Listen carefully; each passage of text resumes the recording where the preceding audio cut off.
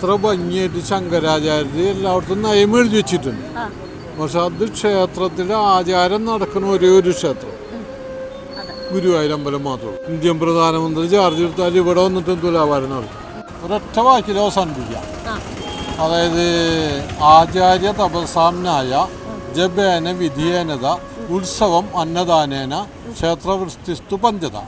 ഈ ക്ഷേത്രം അടച്ചു പോയാൽ ഒരു ഈച്ച പോലും കടന്നു കയറാൻ പറ്റാത്ത ഒരേ ഒരു ക്ഷേത്രം. ഇപ്പൊ രാത്രി അസമയമായതുകൊണ്ട് ഞങ്ങൾക്കൊരു പേടി. തിരിച്ചു ഒറ്റയ്ക്കല്ലേ ഉള്ളു. 11:30 രാത്രി പോവാൻ പേടി കാരണം ഞങ്ങൾ കണ്ണ രക്ഷിക്കണം, കൂടെ ആരെങ്കിലും വരണമെന്ന്. അങ്ങനെ റെയിൽവേ സ്റ്റേഷനിൽ ആദ്യമായിട്ടാണ് ചെല്ലുന്നത്. പേടി കാരണം ഇങ്ങനെ നോക്കിയപ്പോൾ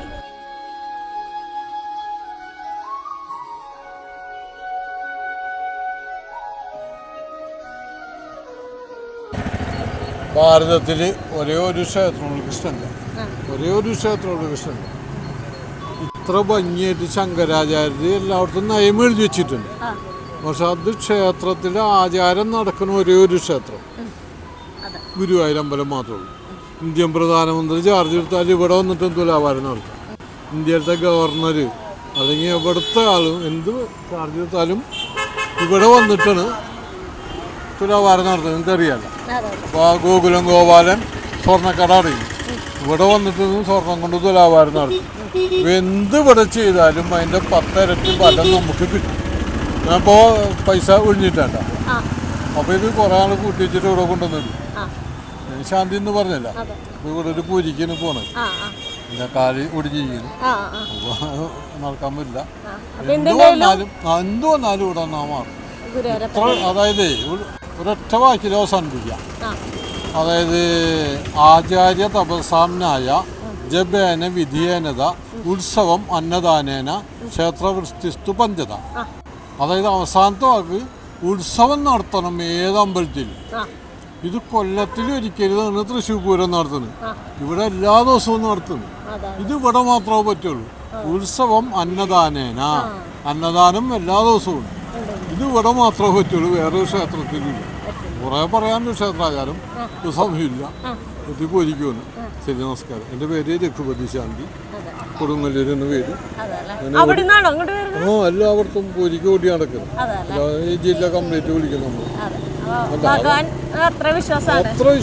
അത് എന്ത് നമ്മൾ ചോദിച്ചാലും തരും. അങ്ങോട്ടുണ്ടോ? അത് ഇവിടെ മാത്രം ആചാരം അങ്ങനെയാണ്. 3 മണിക്ക് നട തുറക്കും, രാത്രി 11 മണിക്ക് നട അടയ്ക്കും. 5 ആനയ്ക്ക് ഉത്സവം എല്ലാ ദിവസവും. 10,000 ദീപം കത്തിക്കും എല്ലാ ദിവസവും. അത് ഇവിടെ പറ്റുള്ളൂ. ബാക്കിയുള്ളത് തൃശ്ശൂർ പിരിവെടുത്ത് കൊല്ലത്തിലൊരിക്കൽ പൂരം, കൊടുങ്ങല്ലൂർ കൊല്ലത്തിലൊരിക്കൽ പൂരം. പക്ഷെ ഇവിടെ ഉത്സവം അന്നദാനേന എല്ലാ ദിവസവും പൂരം നടത്തുന്ന ഒരേ ഒരു ക്ഷേത്രം. ശരി, നല്ല അറിവാണ് ഞങ്ങൾക്ക് പകർന്നത്. ഒരുപാട് നന്ദി. കുറെ പറയാം ക്ഷേത്രത്തിനെ പറ്റി പറയണ്ട. അത് ഇവിടെ ഉള്ള പ്രത്യേകത എന്താണ്? ഈ ഉത്സവത്തിന് ഈ ക്ഷേത്രം അടച്ചു പോയാൽ ഒരു ഈച്ച പോലും കടന്നു കയറാൻ പറ്റാത്ത ഒരേ ഒരു ക്ഷേത്രം. 4 നട അടച്ചു പോയാൽ പക്ഷി കയറില്ല, പൂച്ച കയറില്ല, നായ കയറില്ല. ഇത് ഈ ക്ഷേത്രം മാത്രം. സമർപ്പയാമി അപൂപം സമർപ്പയാമി നൃത്തം ഗീതം വാദ്യം സമർപ്പയാമി. ഇത് ഞങ്ങൾ ശങ്കിയിൽ വെള്ളം കൊടുത്തിന് എല്ലാ അമ്പലത്തിലും ചെയ്യും. പക്ഷെ ഇവിടെ അതൊക്കെ മുമ്പിൽ ഉണ്ട്. നൃത്തം ഗീതം വാദ്യം എല്ലാ ദിവസവും ഭഗവാൻ ഇത് കാണണം. ബാക്കിയുള്ള അമ്പലത്തിൽ ഞങ്ങൾ ശാന്തിക്കാർ ശങ്കിയിൽ വെള്ളം എടുത്ത് കൊടുക്കും. അത്രേ ചെയ്യാൻ പറ്റുള്ളൂ. പക്ഷെ ഇത് മഹാക്ഷേത്രമാണ്. ഇതിന്റെ മുമ്പിൽ എല്ലാ ദിവസവും കുട്ടികൾ വന്നിട്ട് അരങ്ങേറ്റം നടത്തുന്നു. ബുക്കിംഗ് എല്ലാ ദിവസവും. അപ്പൊ ഇത് ഭഗവാന് കാണണം. പൂജ കഴിഞ്ഞാല് ഭഗവാൻ അവിടെ നിന്ന് കാണണം. ഇത് ഇവിടെ മാത്രമല്ലേ പറ്റുള്ളൂ. അത്രയും വരുമാനമുണ്ട്, അത്രയും ചെലവുണ്ട്, അത്രയും ശാന്തിക്കുന്നില്ല. അതാണ്. അപ്പൊ കണ്ടമാനുണ്ട് പറയാൻ. ചെറിയ ഒരു ഇതാ കോട്ടയിൽ വന്നായിരുന്നു കേട്ടോ, ഫ്രണ്ട്സുകളും ഒക്കെ ആയിട്ട്. ഇപ്പൊ രാത്രി അസമയമായതുകൊണ്ട് ഞങ്ങൾക്കൊരു പേടി.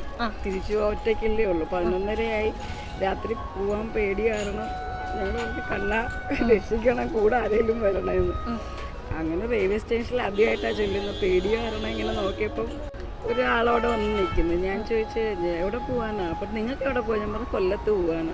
പേടിക്കണ്ട, ഞാനുണ്ടെന്ന് പറഞ്ഞു. അതിഭയങ്കരമായ തിരക്ക്. ട്രെയിനകത്തോട്ട് കയറാൻ ഇടവേ ഇല്ല. ഞങ്ങൾ ഇടിച്ചു ചെന്നപ്പോൾ ഞങ്ങളെക്കാട്ടി മുമ്പ് അയാൾ സ്ഥലവും പിടിച്ചിരിക്കുന്നത്. ഭയങ്കര സന്തോഷമായത് കണ്ടപ്പോൾ. അതേ കണക്ക് തന്നെ ഞങ്ങളുടെ കൂടെ ഹെൽപ്പും ചെയ്ത് ലാസ്റ്റ് കൊല്ലം സ്റ്റേഷനിൽ ഇറങ്ങിയതിന് ശേഷം പിന്നെ അയാളെ കണ്ടിട്ടില്ല. ഭയങ്കര പൊക്കമായിരുന്നു, ഒരാൾക്കുണ്ടാവുന്നതിനെക്കാട്ടി ഇത്രയും തന്നെ പാൻ്റ് ഉണ്ടായിരുന്നു. ഇങ്ങനെ കൈയും വീശി പോയ ആളെ പിന്നെ ഞങ്ങൾ ഇന്നുവരെയും കണ്ടിട്ടില്ല. ഭയങ്കര സന്തോഷമായ ഒരു കാര്യമായിരുന്നു, കാരണം കൂടെ ഉണ്ട് എന്നുള്ളതിനൊരു തെളിവായിരുന്നു അത്. എന്തായാലും അന്ന് സുരക്ഷിതമായിട്ട് എത്തി. അതാണ് കാര്യം. ഞങ്ങൾ ഒറ്റയ്ക്ക് വന്നത് കൊണ്ട് ആ പേടിയും മാറി, കൂടെ ആളുണ്ടായിരുന്നു.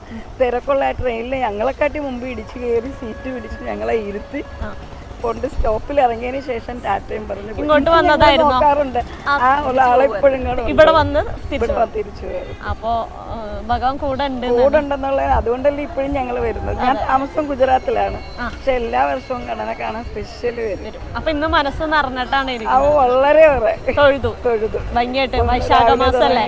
രാവിലെ ഉച്ചയ്ക്ക് എല്ലാം തുടങ്ങി രാത്രിയിൽ ഒരു ഡ്യൂട്ടിയും കൂടെ കഴിഞ്ഞിട്ട് ഞങ്ങൾ വീണ്ടും 11 മണിക്കുള്ള വണ്ടിയിൽ പോവുകയാണ്. കാണും എന്നുള്ള ഉണ്ടാവും ഭഗവാന്റെ ഭക്തരല്ലേ. അതെ അതെ അതെ അതെ.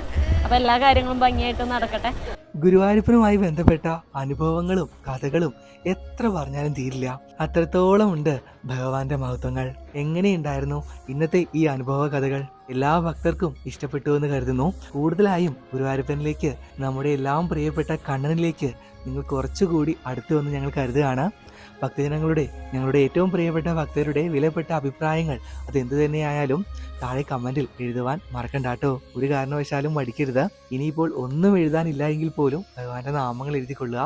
നിങ്ങൾക്കും ഇതേപോലെ ജീവിതത്തിൽ ഉണ്ടായിട്ടുള്ള അനുഭവങ്ങൾ, കൃഷ്ണാനുഭവങ്ങളോ ആരാധിക്കുന്ന മൂർത്തികളുമായിട്ട് ബന്ധപ്പെട്ട അനുഭവങ്ങൾ എന്തെങ്കിലും ഉണ്ടായിട്ടുണ്ട് എങ്കിൽ താഴെ ഡിസ്ക്രിപ്ഷനിലും കമൻറ്റിലും നമ്മുടെ ഒഫീഷ്യൽ നമ്പറില്ലേ, അതിലേക്ക് ഒരു മെസ്സേജ് അയച്ചാൽ മതി.